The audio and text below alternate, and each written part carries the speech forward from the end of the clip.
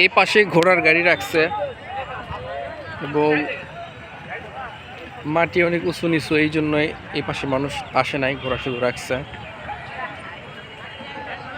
যে এখানে কয়েকটা ঘোড়ার গাড়ি।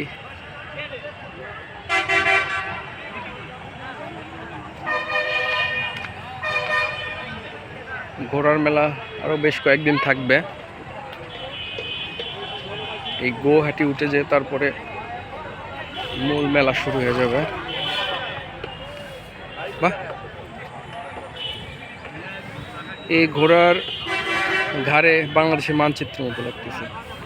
এগুলো কাকুরা আসছে, রান্না করে খাচ্ছে, ইফতারের আগে আয়োজন করতেছে।